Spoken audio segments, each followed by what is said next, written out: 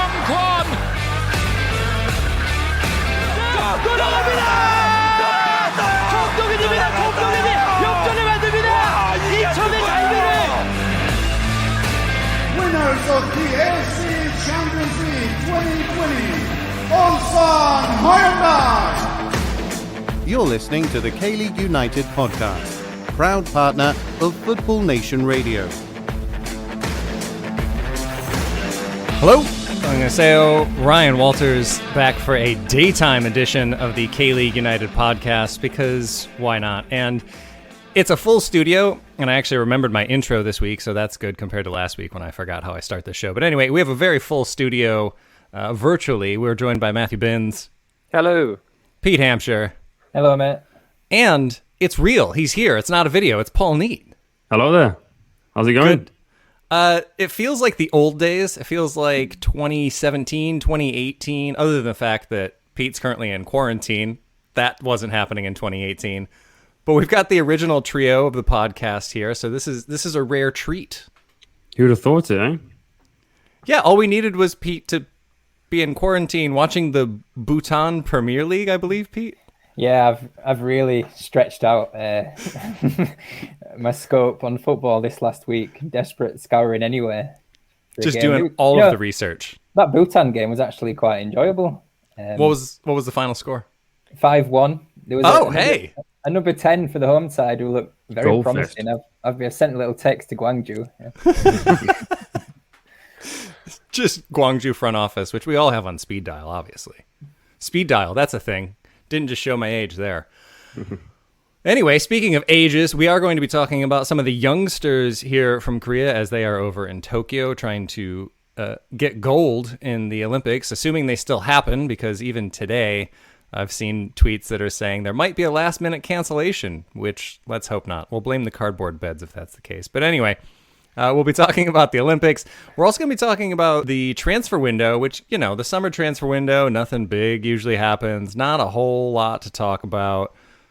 Matthew's Smug-O-meter is not going to be going off the charts or anything during that segment. That won't happen. That's where we're going to start. Then we'll talk about the Olympics. And then, not just because Paul's here, but because it's the party, we're going to be talking about K-League 2.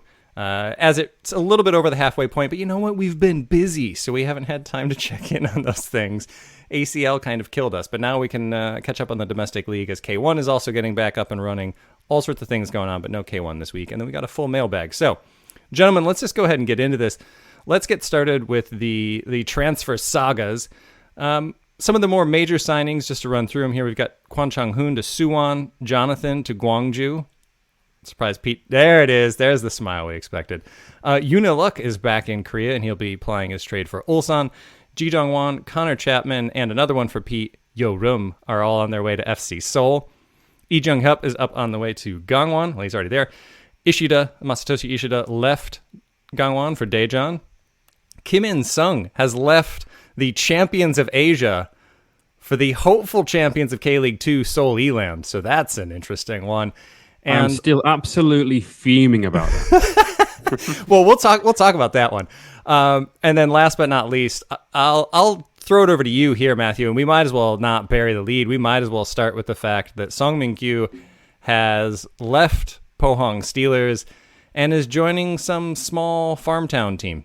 Yeah, I know. John Book in shock player valuation matching transfer escapade. I mean, John Book have plundered Pohang by paying what they've asked for, and they've acquired Young Player of the Year Song Min-kyu. Fans are outraged, I say, that a club in reportedly financial difficulty did not accept significantly undervalued transfer fees from two European second-tier sides to help the Korean national team. So traitors, all of them at Pohang there, for not helping Korea. Yeah.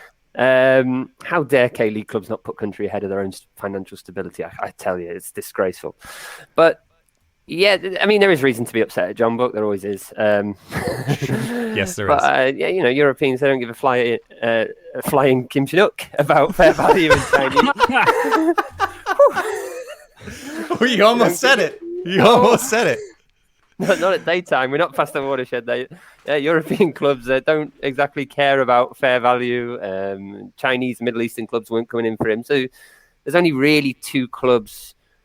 There are more than 2 clubs that can afford him, but there's only 2 clubs that he would probably consider going to. And one of them, Ulsan, I don't think that would happen anytime soon. So you think going to Jeonbuk's bad. Imagine if he went there. So yeah, another Pohang player is going to Jeonbuk, and people have taken aim at Jeonbuk for having the audacity to sign him. But from the Jeonbuk perspective, he's a good fit. He's going to definitely get game time, not because he's just talented, but he's got a year and a half as an under-22 player, which, as we've gone through, seems to be a theme for this season of the podcast. It's what Jeonbuk need. They needed an under-22 player. I think that we probably have to look at it from the other perspectives, though. And I know we only have a couple of minutes, but yeah, Pohang fans should be upset at the sale of their player. I don't blame them there.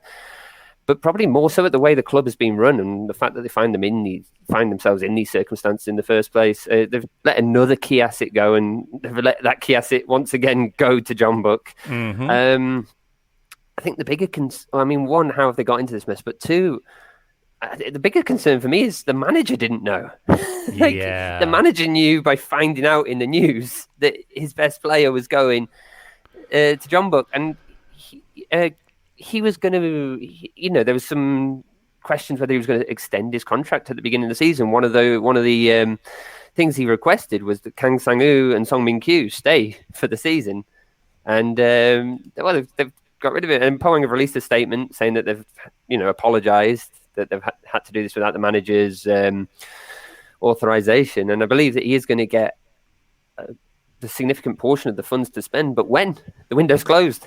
So you should be a bit upset if Pohang. Pohang, if you're the fans. Yeah, Kim Gi-dong, I don't know what else is he supposed to do? He goes and wins Manager of the Year last year with a team that they decimated. And Matthew, you and I we've talked about this week, but like my thing right now with Pohang is like when someone tells you who they are, believe them. This is the same team that sold Ilyachenko and Palasevich on the verge of getting back into ACL. So, like, you can't really be surprised by this. They sold Kim Sung-dae. Like, they're just going to keep selling their most talented prospects, apparently, to Jeonbuk, which I don't love because I'm tired of watching them win the league. But like you said, I can't really be mad at them. It's like, this young player is extremely talented and wants more money and a chance at a trophy. I don't think it's just that as well. I mean, if you're in the board at Pohang, you're looking at a spreadsheet that's full of red, and you've got to look at your most sellable assets. And Song's contract ends at the end of 2022, and from next season, the Bosman rule comes into play. So they only really have one more window after this to sell him. And in that time, he could get injured. He could perhaps not get military exemption, or he could, he'd already be going for a lower fee. The valuation is only going to go down on him if they hold onto him for a bit longer, and then it gets to next summer, and then he can start talking with clubs for free. Yeah. So, yeah, I understand the fans are angry, but this is Pohang's last chance to really sell him for what they consider a fair value. It's not nice. I get it. Pohang keeps having all this potential, and they keep selling it, and they'll never get beyond where they are. I think the only positive for Song Min-kyu is it's not a downward step. It's at worst a side step, but at least when his side beat Ulsan this year, he might get a trophy for it. Oof. All right. On that note, we're going to move on from it because we could talk about it for a while. But Paul, let's move on to you here. And either like best bit of business or shock signing, what stood out to you most this window, which was actually a pretty active window? It was a very active window. I think the one that stood out the most in terms of surprising with Jonathan joining Gwangju. Yeah. Gwangju. We all thought that it was going to be maybe Daegu because the rumor was that he was going to join a former team, and then Daegu at the time they got rid of their other foreigner, Serginho. And I was like, well, that's it. The stars have aligned. They've got space now. But then no, and then you think, well, Suwon Blue Wings are in a great position in the table. They're actually in a title race at the moment. Obviously, only halfway through, but still, they're doing well. Apart from obviously the other night with the loss in the Suwon derby. But I thought maybe if they can get him in, then they really are going to be title contenders. But it was Gwangju, so that'll be interesting. I'm sure I'll let Pete talk about that one in more detail. But for me, I think Ji Dong-won and Connor Chapman. I mean, Connor Chapman wasn't surprised because I knew about it since March, but Ji Dong-won coming back to the K-League is very interesting. I always find it quite interesting when players who have been abroad and then come back. Is it like they've given up on their Europe dream? Have they accepted that maybe they've gone as far as they could?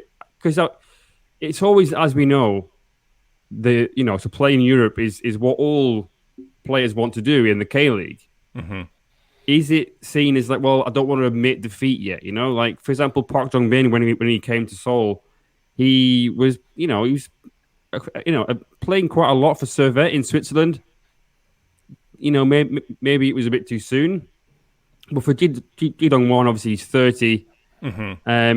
He was actually, if you remember, when Paulo Bento took over the Korean national team, he was in the squad at the start there. He was seen as being sort of that ideal type of forward to play in that system. I'm not sure it's what Seoul need, though. This is the question. Yeah. What makes it surprising for me is not really what Seoul needs. But they've signed a target man as well, Gabriel Barbosa Avellino, not the other Gabriel Barbosa. That would have been quite a coup for the FC Seoul. The player they signed, I looked up his stats. I put it on Twitter. I don't remember it off the top of my head, but I'm pretty sure he's got like 3 goals in the 3rd division in Brazil. So something like that. Yeah, he's a target man though. So maybe if Park Jin-sop, if he is going to be in the job for much longer, I mean, obviously they're on a horrendous run at the moment. I think it's 12 without a win. If he can, kind of go back to the formula that he used at Gwangju with a big target man, then maybe he might be able to just turn things around. But I think those are the sort of shocking ones. Ones that I'm envious of. Yuni Lok going to Ulsan is one that makes perfect sense. That is a great signing. Yes. But one that makes me extremely angry is Kim In-sung going to Seoul Ilan. That is a great signing for Seoul Ilan. Really great. Yeah. Daejeon messed this up in the winter. Their CEO, basically, from what I was told, was that they didn't really have a lot of trust in him because they spunked over $1 million on Kim Dong-jun. Then he got injured, missed most of the season. Really, I think he played about 5 or 6 games last year. So their best asset was on the treatment table for so long. Yeah. So they were just a little bit skeptical about signing somebody on big wages because, coming from Ulsan, the Asian champions, is on big wages. And I think if we hadn't have messed him around in winter, and let's not forget, the transfer was almost agreed. He'd recorded a goodbye message for social media for Ulsan. He said goodbye to his teammates. He was out the door. And then, the deal was called off last minute. So if we hadn't have messed him around, maybe he would have signed for Daejeon. But that is probably the best signing that anybody in K-League 2 can make. You need pace, somebody who's direct, and he is that. And the good news is the Leopards also have other people that can actually hit the target. So that's good news for them because I don't know many more in K1 that are better at getting in position than Kim In-sung, but I could list about 20 that are better at hitting the target once they're there. Yeah. So we'll see if that improves in K2. I mean, you still have to test the goalkeeper to get it past them. I think it makes a lot of sense for him to move. I think it makes a lot of sense to move down to K2. He was not going to get any minutes at Ulsan, especially with Uniluk coming back. I mean, Uniluk being sold by FC Seoul was like the white flag that club has been waving for years, that their good run of form was over because he was just tremendous for them. He led the league in assists the year that they got rid of him. So I think I would agree. I think that one was pretty surprising. FC Seoul not getting a target striker, like a proper target striker like a Felipe. Or, look, man, have that heel turn happen. Put Jonathan in black and red. Do it. But instead, they've just loaded up on midfielders and wingers because that's what they need. Yeah, I don't know. The the Yordum transfer was a bit of a strange one because there was a rumor for a couple of weeks that they wanted to sign him, and I thought, another midfielder. Do they really need another? I don't know, but no. Yeah, okay. But then it was there's a report late on Tuesday that said that there's been a swap deal with Hong Jun-ho. I was like, well, that's an interesting deal because that came out of nowhere. And then, Target striker Hong Jun-ho. Yeah. and then exactly 1848. That's when the press release was sent out, and I saw the email, and it was funny because it was like, "Oh, welcome to Yordum. He's an experienced midfielder." Blah blah blah. And then right at the bottom, the very last sentence. Oh, and by the way, Hong Jun-ho has gone to JG United. I think that Yordum deal smacks of Park Jin-suk trying to win back the dressing room. He's trying to get someone in who he's worked with before. That's a really good point. I mean, that's a how really many good point. central midfielders does he really need? No, he's brought in as someone he can trust, I think. Yeah, just trying to see how many positions he can fill with a central midfielder, and apparently it's all of them. Kim Dong-jin should be back eventually, so they're converted right back into a striker. Will be back as their main scoring option soon. Connor, welcome back, buddy. It's gonna be fun. Anyway, Matt, it looked like you had one thing, and then Pete, we'll throw it over to you before we take a quick break. No, it was just something that sprung to mind, and it goes back to Song Min-kyu stuff. But it was just when you mentioned Yunil Lok, he left Seoul, he went to the J League. He did come back to Jeju before making the move over to Europe. But it also happened with Hwang Hee-jo. Hwang Hee-jo went to J League. It's going to J League. We're talking about players wanting to move to Europe. Is going to J League a better stepping stone if they want to attract the interest of Europe at this moment in time? But I don't know whether we have time to properly delve into that. But it's just something that food for thought when you talked about Yunil Lok there. I think the short version of that I would say is that I think J League has done a better job of becoming part of the global market. Korea just hasn't. The K League just has not done that in the same way. We're starting to see it now with all of 2 ASEAN players here. But I mean, J League has very purposefully been scouting Asia with the intention of selling players on to Europe and having that be a profitable model for years. And I think that they've also just done a better job of putting themselves in that transfer window, in that mindset, which is, it's a shame because obviously here in Korea, K-League teams have won ACL more, win a lot of those head-to-heads with the national team. So it's not like Japan's head and shoulders above Korea as far as talent goes, but I think that they have done a better job integrating themselves into the world market. But like you say, that might be for another time. But Pete, you can break your quarantine silence finally. What, I guess, winners, losers, best bit of business, any of that? What do you think for the transfer window? The winners have got to be John Book. I think they had 2 problem areas at fullback and mainly kids on the wings, and they've signed Kim Jin-soo back, and they've got Moon Son-min returning from military service, and Song Min-kyu. So they've just filled the squad out nicely. I think Lachlan Jackson looked really decent for Suwon FC at centre-back last night in the derby. Obviously, Park Ji-soo has gone for the Olympics, so nicely timed arrival for him. And I'm wearing the Gwangju shirt, so I've got to talk about Jonathan. Unexpected, a big coup for a club the size of Gwangju. And I think it was obvious for weeks that Felipe was looking for an out and he was going somewhere.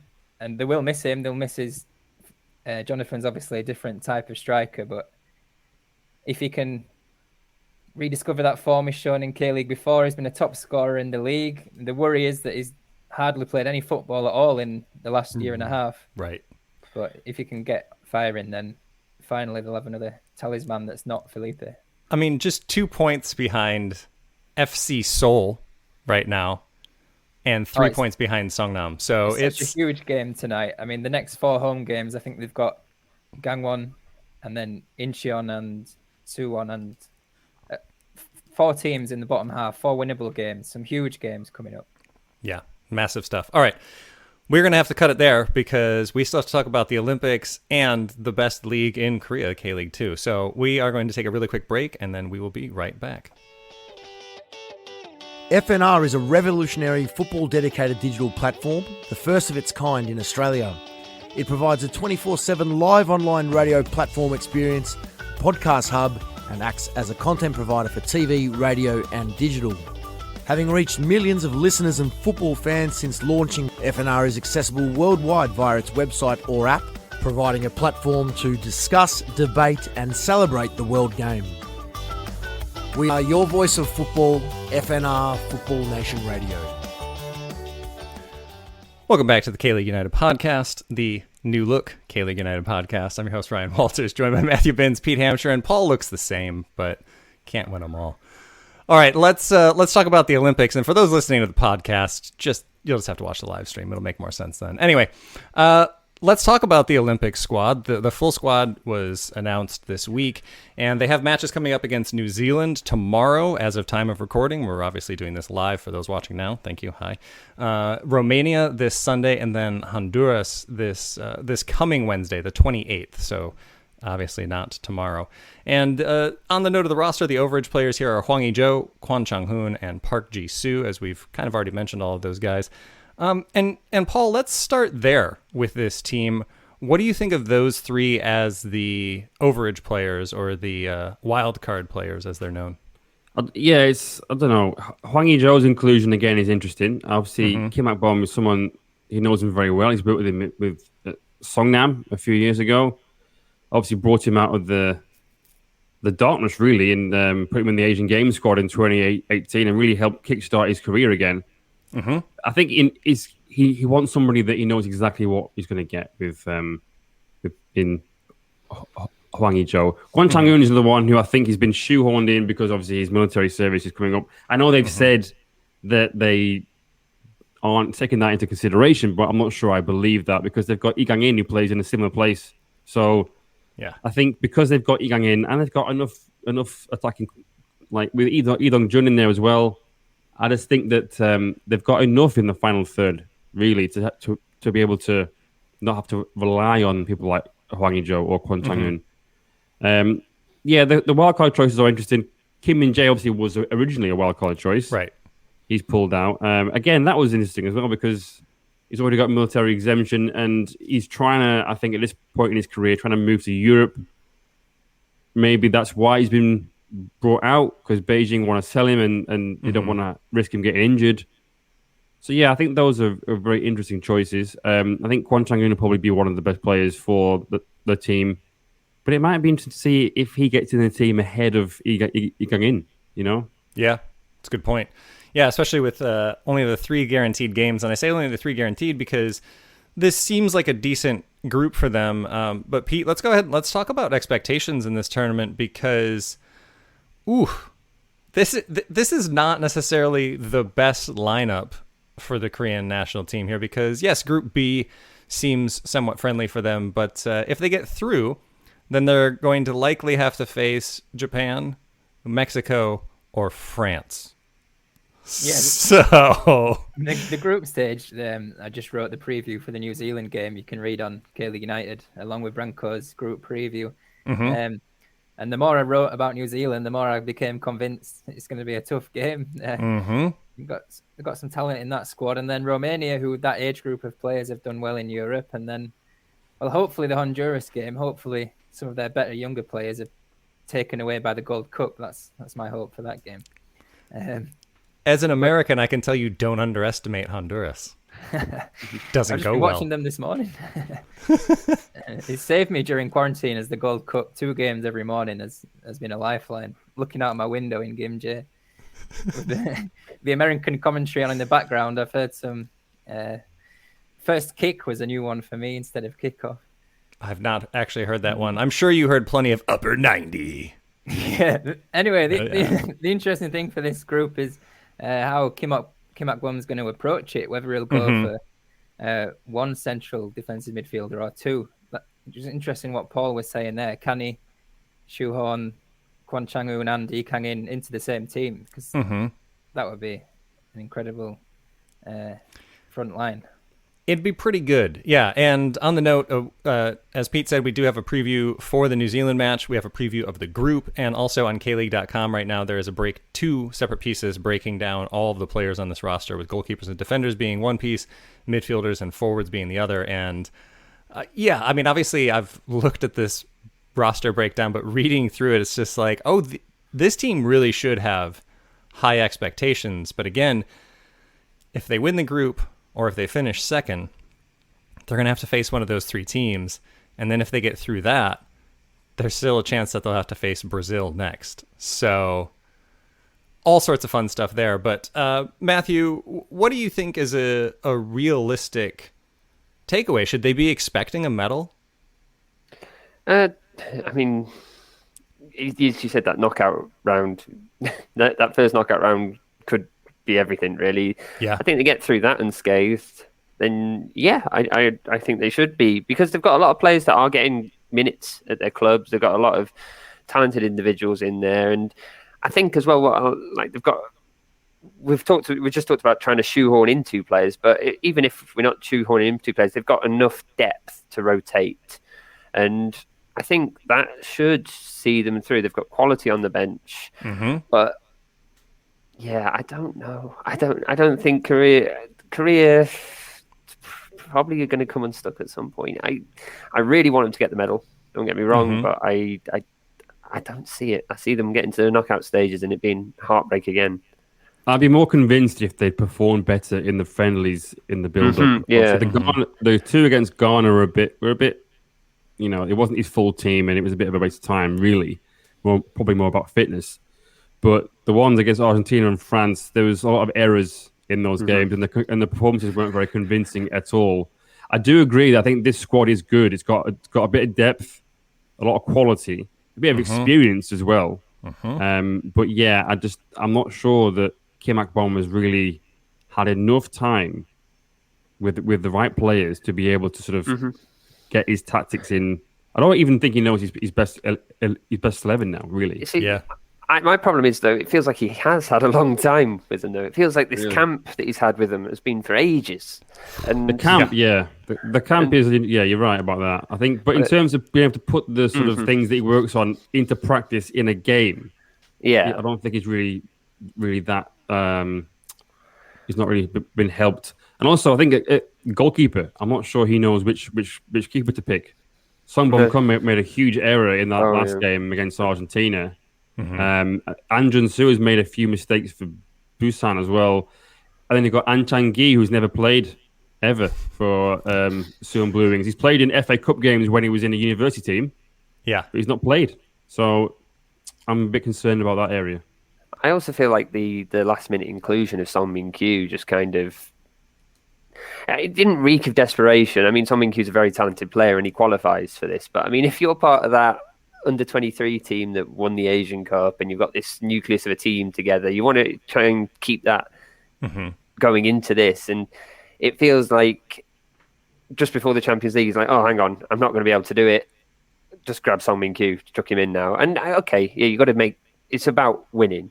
So you need to choose the best players. But I mean, if he wasn't confident earlier, why didn't he bring in Song Min-kyu earlier instead of letting Paolo Bento play him in those senior team friendlies? He should have been having Song Min-kyu earlier into the talent was there for all to see. We didn't need to have to drag him in last minute. Yeah. I think the schedule congestion has been really difficult, and I think there's been a little bit of a battle behind the scenes, I'm sure, between the senior squad and the Olympic squad, just because there is a lot of overlap between these teams, which is a promising thing for the future. But yeah, I mean, I share your concerns about the goalkeeper position here, Paul, because Songbum Kun is quality, but my goodness, when has the man had a break? Like, when has he had a day to just relax? I mean, honestly, since winning the U23 championship in Thailand, he's just been going and going. You know, FA Cup's not a concern anymore for Jeonbuk, so they've at least got a chance to rest there. But yeah, I don't know. Well, I think he's going to be tested a lot more than he's used to being tested in this age bracket as well, because usually Korea is able to kind of boss the games at this level, and I don't think that's going to be the case, especially in the knockout game, if they can get there. And again, even beforehand, because Pete, like you were saying, New Zealand, I feel like, is one of those teams that people are like, oh, New Zealand, yeah, what? They've got an EPL level player on their team. Like, two. Yeah. They I mean, Chris Wood has scored in double digits for Burnley for years. And he... Burnley. Boo Burnley. When you've got an ex-Barnsley striker up front, you must have some pedigree in the tournament. That's right. I saw him play for Barnsley, and he was absolutely awful when he was about Really? when he was about 20 on loan, and he's clearly improved since then. Well, that's So why just you've been look at getting it. your Gold Cup fill and watching Daryl DK do his thing for the United States. Oh, is that how you say his name? DK, not Dyke. Yeah, it's Daryl DK. I've never actually heard the commentary, so I don't know. Yep. Well, just get the kit and then just see what people say. Yeah. Or you could get the Orlando City one. It's a nice shade It of is quite purple nice, as yeah. always. It's the wrong purple, though. This is the real purple. Yes, the maroon and green that Dejan wear is the real purple. It's in no way confusing when they and FC Anyang play each other and it's the violets against the purples and one team wears purple and the other one doesn't. Anyway, we'll get into that in a second. I think we'll just end this segment with a real quick, because by the time we come back next week, the group stage will pretty much be wrapping up. So, Matthew, are they going to win this group? Yes or no? Oh, yeah, I think they'll get through the group with no problem. Yeah, probably win it. Pete? I think they'll finish second. Ooh, who's winning the group? Romania. Oh, okay. Love the shock value there. Paul? They'll win the group, I think. Yeah, I'll make it 3 against Pete. I think they are going to win the group here, but Romania, I like that shout.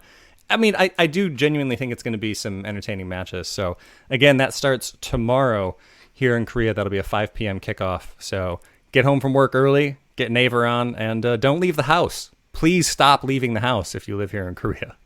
Please. Yeah. Anyway, we're going to take a quick break, and then we'll be right back to talk about K-League 2.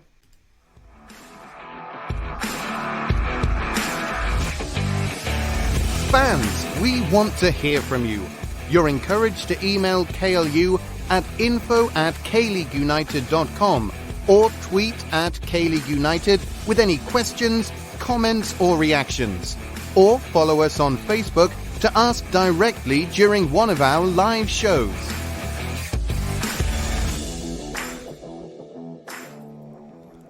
Welcome back to the K-League United podcast. I'm in no way sweating this one out after getting a quick drink of water as well. Anyway, you don't need to know what happens behind the scenes, how the sausage is made. Let's talk about K-League 2. And this league, whew, I'm happy that the fact that there ain't no party like a K2 party is becoming a thing on the interwebs. So thank you, interwebs, for that. But my goodness, this year it's absolutely insane. FC Anyang are still top of the table for, I think, the 35th time this season because nobody can stay up there. They're on 36 points. Gimcheon Sangwoo has come good. They're title contenders as we thought they would be, but they are winless in their past 2 games. The mighty Jeonnam Dragons are on the same amount of points. Busanai Park and Daejeon Hana Citizen each have 31 points. So Daejeon right now, Paul, is in 5th, below the playoff line, but only 5 points off of the top of the table. Yeah, and they play Busan this weekend. Yeah, massive game going on the lower half of your screen here if you're watching live. And then we've got Ansan Greeners who are also hanging around right there. And then Gyeongnam FC, a team I think you'll be talking about quite a bit today, Matthew. Seoul Eland, Cheongnam Asan, and Bucheon. We kind of need relegation, to be entirely honest, in K2 because Bucheon. I say that. I enjoy going out there for the game when the Dragons are here. But anyway, we don't really have time to go into absolutely everything because there's just too much going on right now. The summer of football continues, so we weren't able to give the entire show to K-League 2 in the way that we might want to. But Paul, let's start with you here. We're just past the halfway point. Again, ACL, Olympics, everything else. We've been a bit busy, so we haven't been able to get in right at the halfway point for K2, but it's close enough. So I guess surprises. I'm sure you'll be talking about Daejeon. I'll be talking about Jeonnam. But main takeaways from the season thus far? Mine is the curse of first in K-League 2. Now I've got some stats. Well, not stats, but I've got the record basically in front of me here. And basically anybody who's gone top then loses or drops points in the next game. This started in round 4. Seoul Eli went up to round 4 unbeaten. Then they went 3 games without a win. Then in round 6, Daejeon went top. Then went 3 games without a win. In round 9, Anyang went top. Then went 4 matches without a win after that. In round 11, the Dragons were top. Then had 2 games without a win thereafter. round 14, Dejon again back to the top. They lose the next match. Now, it gets a bit different here because in round 16, Jonam are still top, but they lose to Buchon. Yeah. In the next game, they're still top, and they do win. They beat Asan. But in the next game, they draw 0-0 with Anyang. And then in round 19, Gimchon go top. They beat Dejon. Then they lose to Anyang the week after. Anyang go top. Then they lose to Dejon. Yeah. It's unbelievable. I've never seen it like it before. Because I think usually we often see one or two teams who just run away with it. Mm-hmm. And there's a huge gap between either the top or the top two and the top four.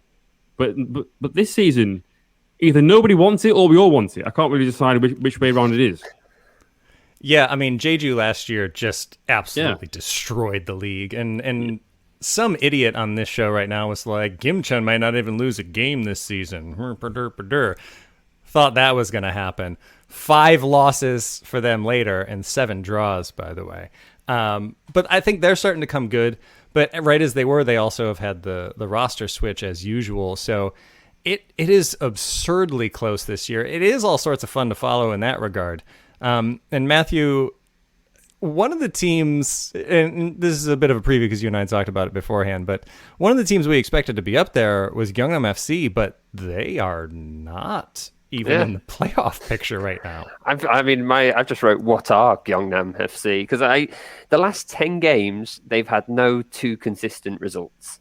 It's the last time, you have to go back 10 or 11 rounds to find 2 wins, back two same outcomes back to back. They cannot get it together at all.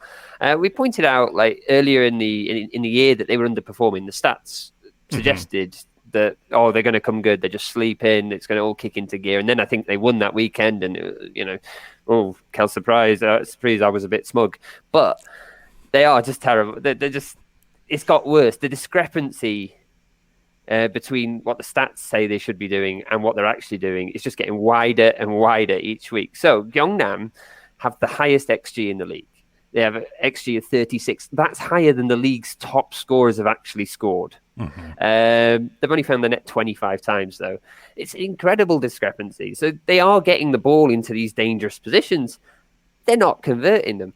And then you can dig deeper into that and say, well, who's the culprit? Baek Sung-dong, he has the most shots for the side, one of the highest shots in the league. He has 36 shots taken this season. Actually, maybe a bit more now because I think that I took just before Monday. But he's only scored 4, including that penalty he got the other night. So that's his XG actually only says 3. So he's actually doing better than he is. But that means that he's taking shots from everywhere. He's taking unscorable. He's having to go at unscorable chances. Hernandez is doing all right. Willian is doing all right. They're both faring well according to the stats. But then you look at somebody like Hwang Il-soo, who features in the top 5 for XG.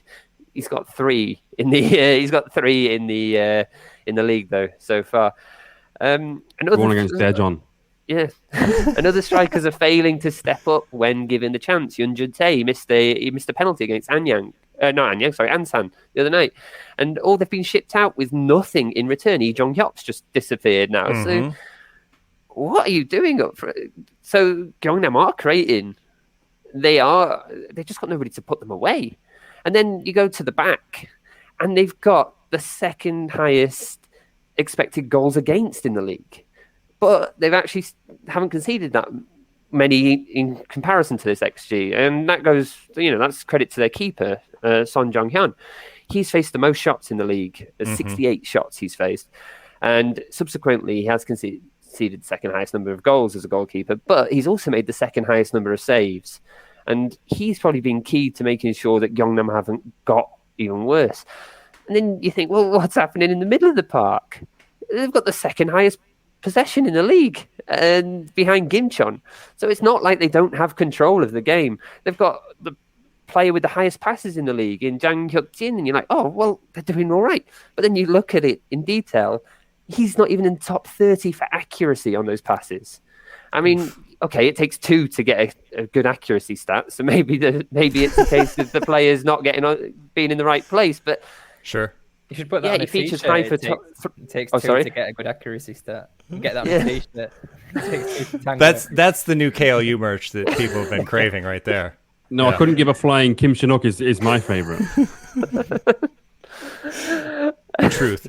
I mean, I wonder, though, how much of that is the fact that the teams that are doing well right now, Anyang, Jeonnam to an extent, Busan sometimes, Daejeon sometimes, there are a lot more counterattacking teams this year than usual. And I think that, especially going against Gyeongnam, I mean, I know the Dragons have been very content to just sit back and hit on the counter. Ansan Greeners have been very similar in that way, especially when Aznawi's in the lineup and they can just hit with speed on the wings.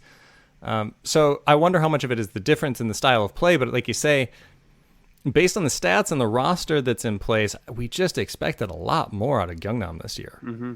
Yeah, they're just not meeting what's expected of them. And like counter-attacking football, that could be a good point there, because they've got a defence that is seemingly very welcoming rather. So it's interesting for Gyeongnam. I don't know what they are, and I think we're now a year and a half into the tenancy of their manager Seo Ki-hyun. I think questions need to start. am I right? Lol Ki-hyun. I think we've got to start questioning: is he up for the job now? He's had a reasonable amount of time and things aren't panning out. Who knows? They are making chances. He was a great player, but manager, I don't know. Well, I think after last year, you could probably say maybe it's a bit of a hangover after last year, losing in the final in the way that they did. Yeah. In like the 100th minute when they lost that to a penalty. Maybe they just haven't been able to recover from that, you know? It's such a huge disappointment. But I don't think... I think in K-League, obviously, as we know, managers get a lot more time than they probably would in other countries. Seo Ki-hyun is one of them who I think in somewhere else, in another league, in another country, would probably have been sacked by now, especially with the expectations that they have. Mm-hmm. Yeah, definitely. Pete, let's stay on the note of teams that are disappointing and probably going to be in K-League 2 next year. Let's talk about Guangzhou. No, I'm kidding. Not Gwangju. We'll talk about them next year in K2. But what's been your main takeaway from this insanely wild season? Well, I watched that Gyeongnam against Bucheon game in the last round, and Gyeongnam were very fortunate to win that. And I'd just like to give a bit of hope to any Bucheon fans, anyone of a Bucheon persuasion, because they're actually unbeaten in the last 5 at home, where they've only conceded 2 goals. And the first half of that game on, I think it was Monday, I'm getting mixed up with the days in my quarantine. But, they controlled the first half of that game, and Kang Woo-bin has started to come in at centre-back, and he's one of the highest interceptors in the league, and he wins a lot of aerial duels. The only problem is they've got the youngest squad in K-League 2, and I think that inexperience does show. And, well, the main problem is they've scored 12 goals in 21 games, which 12. It takes some effort, considering Park Sang-joon has got 5 of them. That's it's quite. You don't have to be an analyst to know where the problem is at Bucheon. Yeah, well, let's hope it stays that way as I make the journey out there this weekend to watch the Dragons come up and hopefully get back to winning ways. Yeah, Bucheon, again, soft spot for the club. They've always been very kind to us, and it is a nice, easy journey out there from the center of Seoul. But my goodness, get it together, because it has been rough for them. The other surprise for me, same question, has been Seoul Eland, because they were so entertaining at the start. But in this quarantine, I've watched 20 games. I've written them all down on a piece of paper, and that 0-0 with Gimcheon was the worst. It was awful. It was just the style of play seems to have gone. Just bringing in signings. The new Japanese signing did look decent, but just the entertainment value has dropped off a cliff at Jamshil. It's really surprising, because I don't know why they've changed their style of play either, because it was working. It worked well last year. Like you say, it was working really well at the beginning of the year this year, and maybe bringing in Kim In-sung, they'll switch that back up and go back to a more attacking style. But yeah, they have been one of the more entertaining teams for a long time. Even if they lost, it was 4-3, 3-2, something like that. And you could get a game out of it, but I don't know, maybe it's a war of attrition right now, because also the season has been relentless, as we well know. K2 hasn't been quite as intense as K1 was before the break, but there's been a lot to contend with there. So we'll see. But it wouldn't be a K2 segment if I didn't talk about the Jeonnam Dragons. So got to talk about the Jeonnam Dragons, because I now have an actual understanding of a phrase that you gentlemen would be familiar with. Ted Lasso fans know all too well. It's the hope that kills you. This is a cliche for a reason, and now I understand that reason, because there have been some weeks where I'm like, the Junham Dragons are going to win K-League 2 this season. And that hope just bubbles up, and I can picture them holding up the shield, and we're going to come back to K1, we're going to do all this. And then they go and lose 3-0 to Cheongnamassan and concede a fifth of the goals that they've conceded this year in a single game. So that's I've had that feeling since 2015. So, I mean, in that case, it's been a really good run at K-League United for you, because that's the same season we started. My health may have suffered, but I'm still here, just about. So, all right, let's talk about the Dragons in this way. We have the fewest goals conceded. So, I mean, yes, we conceded 3 against Cheongnamassan, but on the whole, it's still not something that I'm overly concerned about for the Dragons. They have the best defense in the league. Their record shows that. The problem is that they also have the second fewest goals scored. The expected goals against, and Matthew, this is a nod to you, I know how much you love XGA and XG.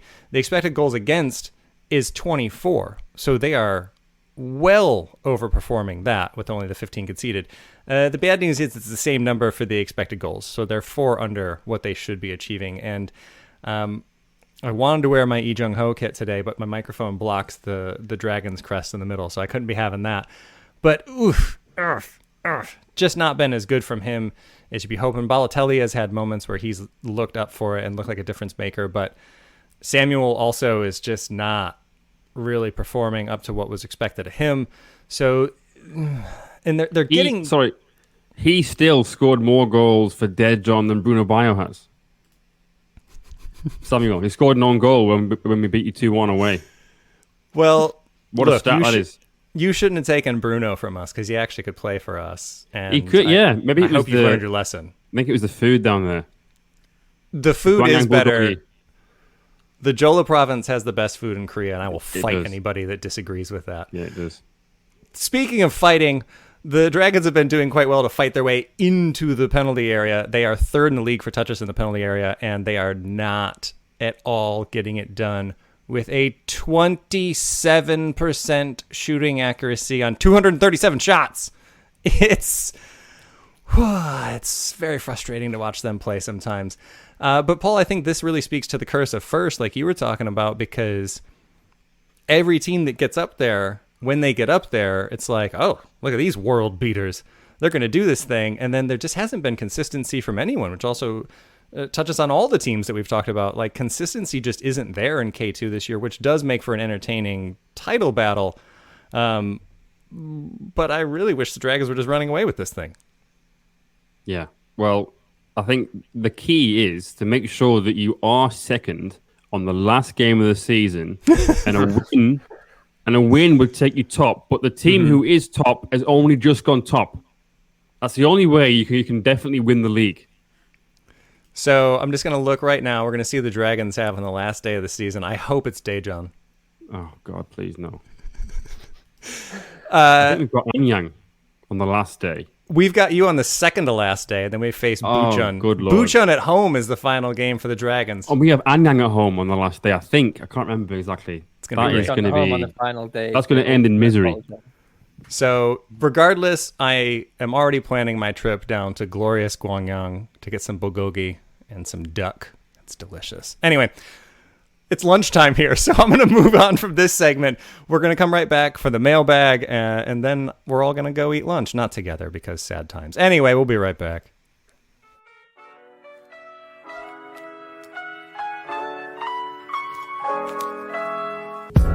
Eulji Lewis is your neighborhood British bar and cafe located in the Old Giro district of Seoul.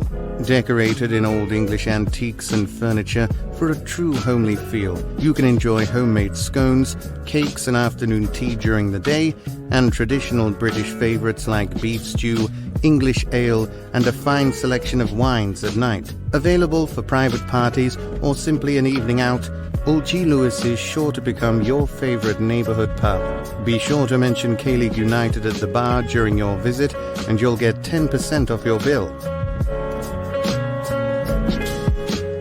Welcome back to the K-League United podcast. I'm your host, Ryan Walters, who is now increasingly hungry after watching the ad for Eulji Lewis. I'm joined by Paul Neat, Pete Hampshire, and in the mailbag, it's Matthew Binns. Yeah, back into the mailbag we go. Got a question in on Twitter from Branillionaire. He says, "Hey lads, newcomer to the K-League here, and I want to find a team to support. Have to go for any division. And can you help me? I like a team with a good backstory and or good values." Anyang, it's got to be. Oh, straight in there with Anyang. Go on. It's got to be Anyang. It's got to be someone like a Phoenix club. They are a citizen club. They came because of obviously the whole thing with FC Seoul, and they moved back to the capital. They're like everybody's neutral club. Maybe them or Daegu, but they're too good. You can't start with too good. You know what I mean? That's not fair. Like you can't be like Matthew Binns and be, just by sheer luck lives in Jeonju when he first came to Korea. I think Anyang or Daegu would be good shouts for that. Okay, I like that. I'm not going to argue against that. Pete, you got another one to argue for? If you wanted to go for a bit of a niche cut, you could follow the predecessor or the follow-up of the shirt I'm wearing, which is a Sangju Sangmu shirt. Obviously, it's Gimcheon Sangmu now. It could be a nice little edge on conversations back wherever you're watching from. But my personal choice, I'd say Daegu, community club, amazing stadium, and you get to flirt with the Champions League every now and then. That's true. Yeah, and continue fighting in Champions League. Matthew, don't say Jeonbuk. No, I was going to say, I was actually going to say Gimcheon Sangmu as well, because, it'd be very different to actually follow a team where you have no say over transfers, got high expectations, but Daegu, I thought, it's easy for me. I think Daegu are a really well-run club, and that would be my go-to for any neutral. But Anyang is a good shout if you're looking for a lower tier club. Maybe you have to go to Bucheon if you like to. Oh, yeah. Actually, that's teeing me up quite well, because I'm going to say the actual physical embodiment of what it is to be a football fan, and that's Incheon United, because they just give you just enough hope to keep you around, and then they just disappoint you and disappoint you and disappoint you, and then they lift you up to unfounded heights of 11th place. And then they let you back down. But they are doing well this year. So, and they've also got a great stadium. They always have really nice kits. They have a lot of fun players that come through. Incheon. Why not? Yeah, we've all said, apart from, I'm not sure if you can count it as a citizen club, Gimcheon, so obviously Army team, but we've all said citizen clubs, which is interesting. Even though the teams that we support are backed by big companies. Look, I wanted to say Jeonnam, but it's self-serving. Also, Jeonnam, scrappy small-town team that plays literally in the shadow of a steel yard. Beat that. Pohang does the same thing, and they actually get Champions League. But whatever, Jeonnam. if you're a Gwangju fan, you can play in the shadow of your old stadium. There you go. Yeah. Quite unique. Yeah. What's next, Matthew? Right. Actually, Brillionaire did have one more. He wanted to ask about, is there a goalkeeper problem in the league? Because from the several games that he's managed to watch, there's been a few howlers. Yeah, we need to get rid of the foreign goalkeeper ban. It doesn't make sense anymore. If anything, we should have a foreign striker ban, because there aren't enough really quality out and out Korean strikers. Like a number 9. Because obviously, if you're listening, the ban on goalkeepers, foreign goalkeepers, to try and improve the standard of keepers for the Korean national team. I think we've got enough now. You could probably think of at least 6 who could get into the Korean national team squad, right? Maybe even more than that. I don't think we need it anymore. But yeah, I don't know. Maybe it's a bit of complacency. I'm not sure if I think there are a lot of good goalkeepers. Like Sunbum Kun, for example, is a very good goalkeeper, but he does make the odd error. I'm not sure. Maybe there's not enough good backup goalkeepers to sort of keep these number ones on their toes. I think that's the thing. And I think that's why I personally would like to see the ban lifted. And as we've discussed before so many times on the show, maybe it takes up 2 roster spots if it's a goalkeeper coming in as a foreigner. So it's not necessarily a super favorable thing to do, but a ton of teams don't use all their foreign roster spots anyway. So I think there are ways around it. And I do think the quality of goalkeeping for the Korean national team is sound. I think they're in good shape there. Cho Yonu is still plying his trade here and doing quite well with it. But I think there could be more competition, and also the pyramid opening up would help get younger players more time, but won't go into all that one again. Okay, next up the mailbag, it's actually our very own Michael Redmond sent in via Instagram. He wants to know about Seoul Elan's recruitment drive, and do you think it's actually going to get them out of the poor form they are in? And they've signed experienced players, and it looks like they're throwing everything at promotion this year. Is it now or never? I wouldn't say now or never, because I think they're always going to have a bit of backing financially from Elan Group, but they are. It's now or never for the manager. I think, because great season last year. Really, they just missed out on the playoffs by, I think it was goals scored. Incredibly unlucky. This year they had that great start, and we thought, right, finally we are seeing an exciting team with a very promising young manager. And obviously things have gone a little bit wrong since then. So what is encouraging, if I was a Seoul Elan fan, is that they are backing the manager. They are bringing in good signings. Like I said earlier, Kim In-sung is probably as good as you can get, really. In K2, for sure. In terms of a K-League 2, bringing a winger from in the K-League 2, there are very few players that are better than that. So I think it is encouraging. It may take them a little bit of time to sort of find that, a lot of new players coming in at once is not going to be ideal for continuity. It might take a little bit of time for them to sort of get used to each other. But yeah, there's no reason why they can't have a good go at the top four. Yeah, and I think that this will increase the competition within the squad. William Barbio, we saw Chung Jung-young getting the best of him in the beginning of the season, and he's kind of regressed back to the player that we saw before with Bucheon. So maybe Kim In-sung coming in will change that, because a lot of the players, Leandro's not playing anywhere near as well as he did last year either. So a lot of the players are kind of underperforming. So I think these roster changes could help motivate them a little bit. And look, they're not out of it by any stretch of the imagination, because no team in K-League 2 is ever really that out of it, other than Bucheon. Sorry, Bucheon. But the Leopards right now are 7 points off of fourth place. It's doable, but they got to turn it around now. I would say in that regard, it is now or never, but I don't think this team's title ambitions are going anywhere for years. Okay. We've got some more in on Instagram. Afikmon1412 is asking, can we expect more Asian players in the K-League this window? Well, no, not this window, but let's extend that to next window. Because obviously the window's closed now, so that's definitely a no-go. But I don't know. I think it'll depend.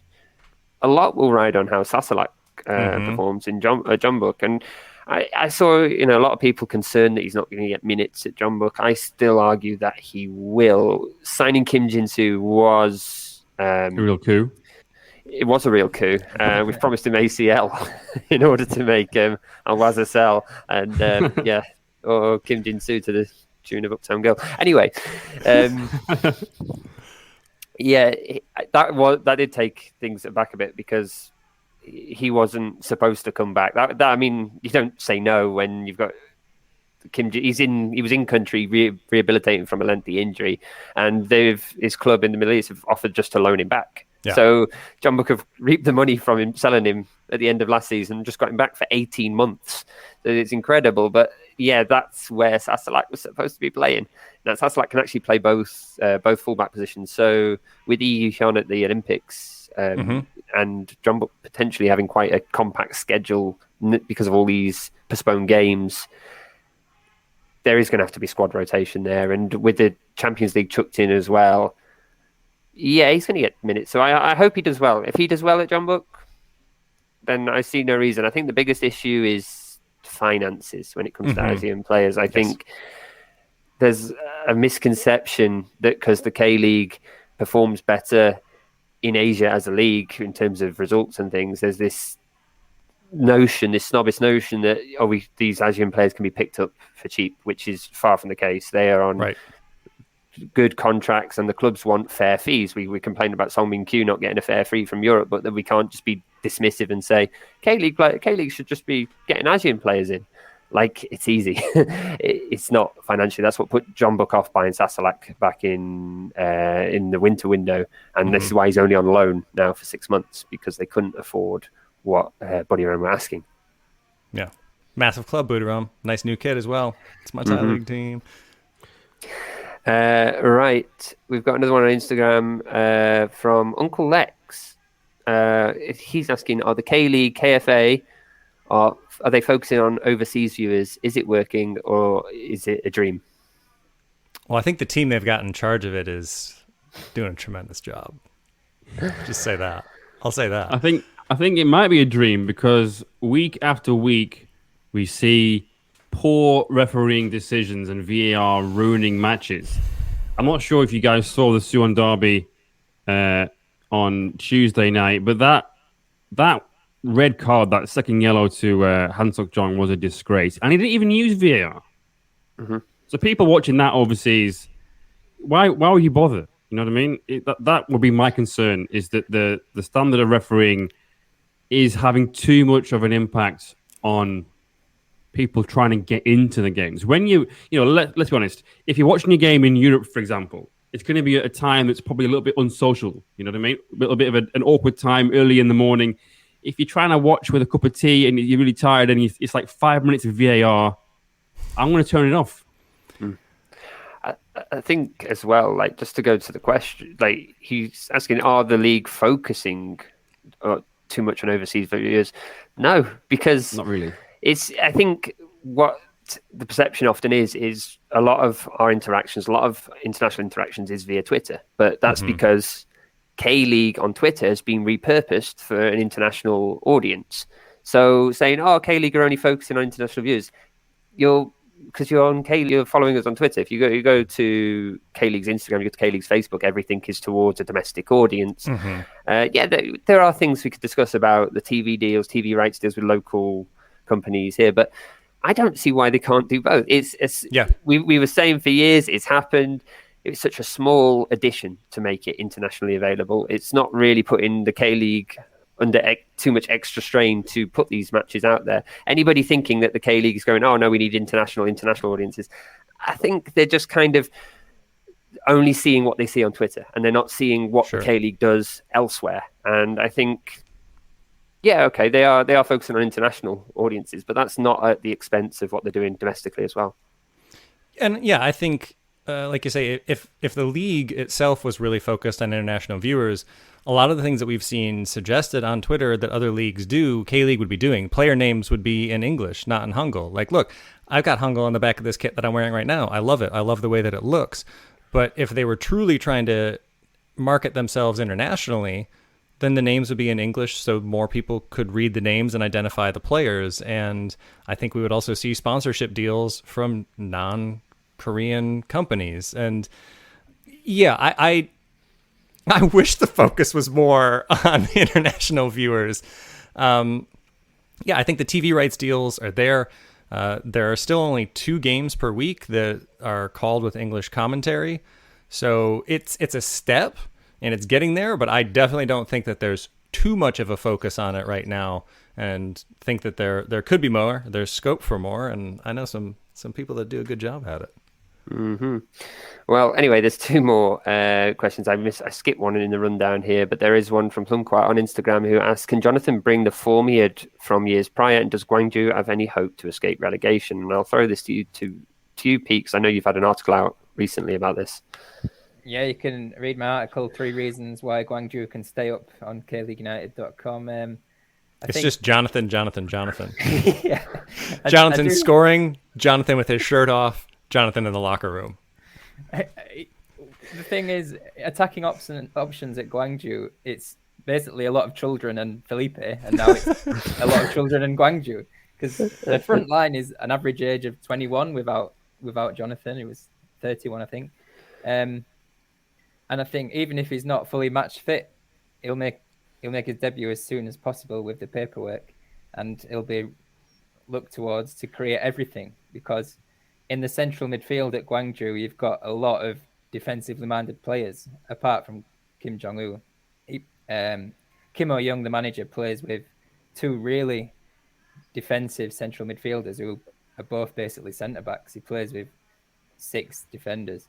So there's so much pressure on Jonathan's shoulders, and the fans can turn quite easily at Gwangju. I feel it's not amazing behind the scenes there. The new stadium isn't loved, so I feel like this is a deal that really needs to come off. And praying is match fit, praying is in good condition, and it can, because I've not seen a Gwangju win for quite a long time. I've been down to their stadium about 5 times this season. I don't think I've seen a win. Yeah. There's the uplifting note that we need.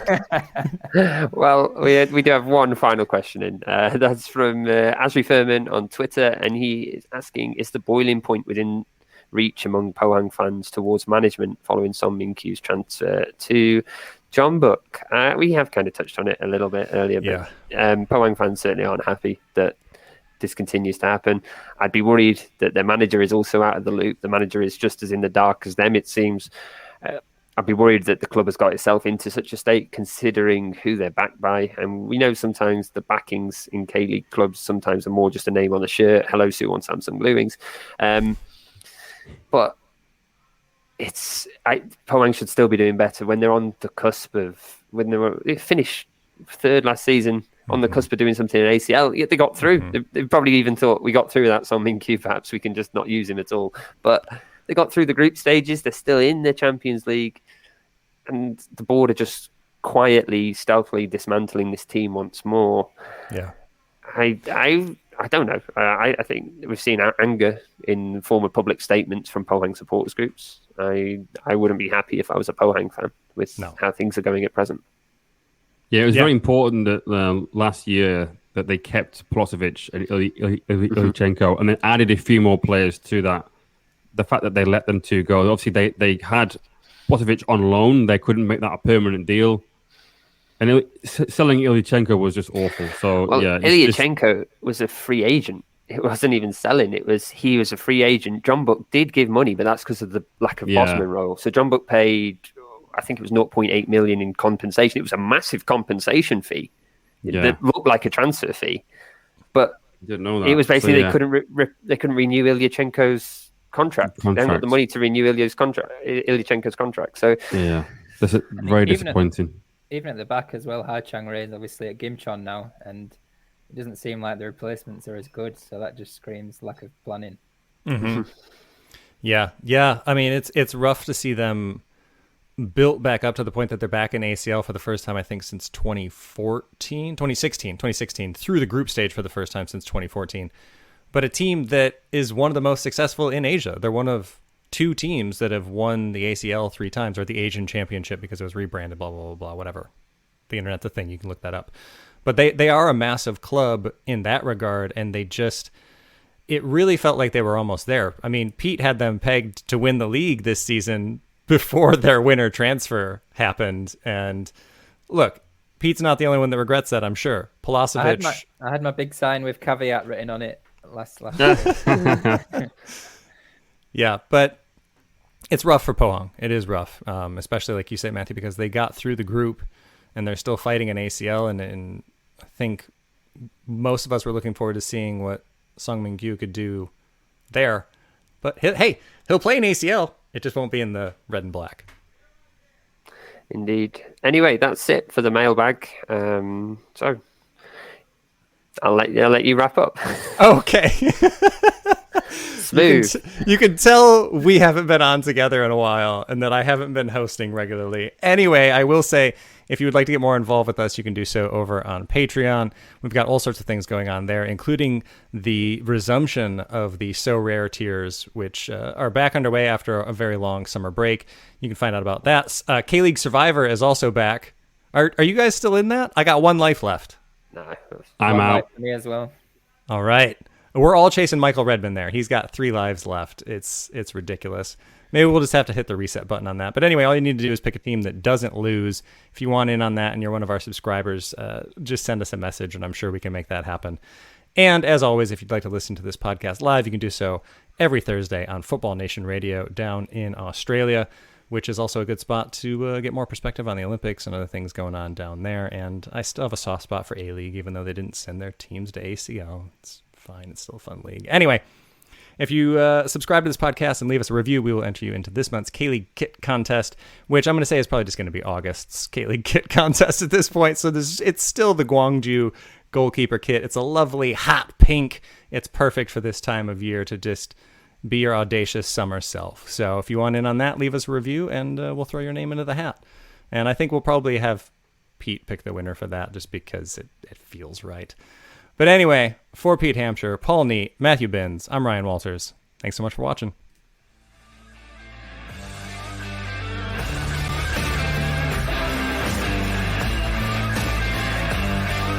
정주성 공공 폭격기 김신우